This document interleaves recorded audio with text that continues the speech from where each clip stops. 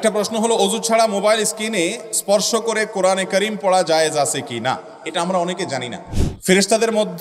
ফেরেশতাদের মৃত্যু কিয়ামতের দিবসে নাকি হাসরের ময়দানে হবে? ফেরেশতাদের মৃত্যু মহাপ্রলয় যখন হবে, কিয়ামত যখন সংগঠিত হবে, তখন মালাকুল মউত সহ সকল ফেরেশতাদের মৃত্যু হয়ে যাবে, সবাই শেষ হয়ে যাবে, শুধুমাত্র আল্লাহ তাআলা থাকবে। এবং আল্লাহ তাআলা সেদিন বলবেন, লিমানিল মুলকুল ইয়াউম লিল্লাহিল ওয়াহিদিল কাহার। সবাই শেষ হয়ে যাবে, আল্লাহ তাআলা সেদিন শুধুমাত্র থাকবেন, আর কেউ থাকবে না। আরেকটা প্রশ্ন হলো, অজু ছাড়া মোবাইল স্ক্রিনে স্পর্শ করে কোরআনে কারীম পড়া জায়েজ আছে কি না?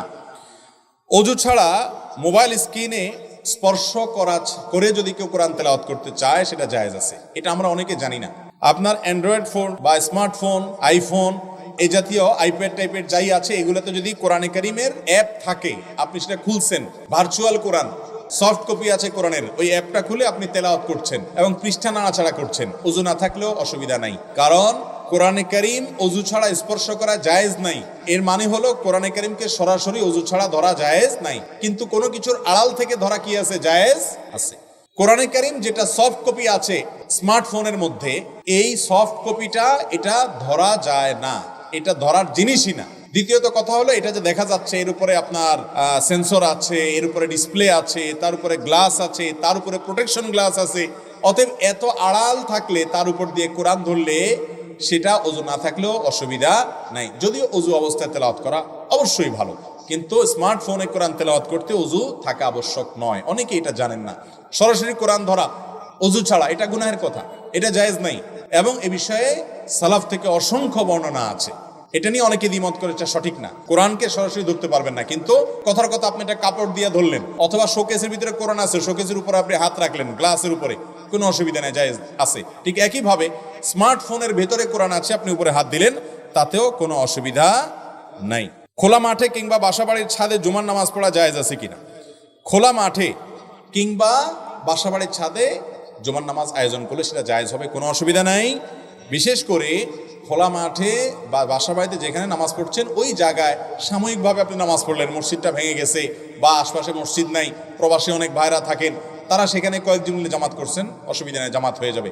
মসজিদ হিসাবে মর্যাদা পেতে হলে ওই জায়গাটা দান করে দিতে হবে, ওয়াকফ হয়ে যেতে হবে আল্লাহর ঘরের জন্য। সেটা না হওয়া পর্যন্ত মসজিদের মর্যাদা পাবে না, কিন্তু জুমার নামাজ সেখানে পড়লে জায়েজ হবে। তবে যার জায়গায় নামাজ পড়ছেন তার অনুমতি আছে কিনা এটা দেখতে হবে।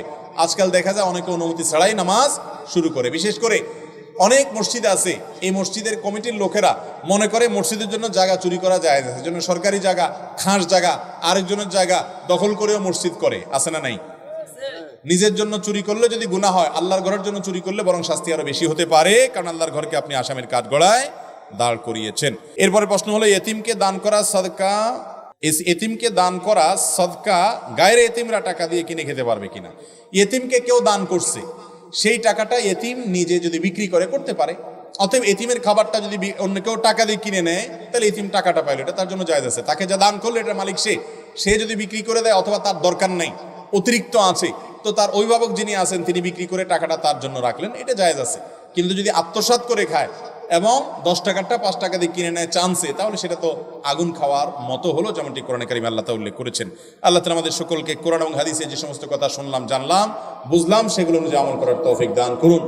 এই মাহফিলকে যারা সফল করার জন্য চেষ্টা করেছেন, পরিশ্রম করেছেন, অর্থ দিয়েছেন, আল্লাহ তাআলা তাদের সবাইকে জন্য উত্তম বিনিময় দান করুন, আমিন। অত্র এলাকায় যত ময়মুরব্বি দুনিয়া থেকে চলে গেছেন।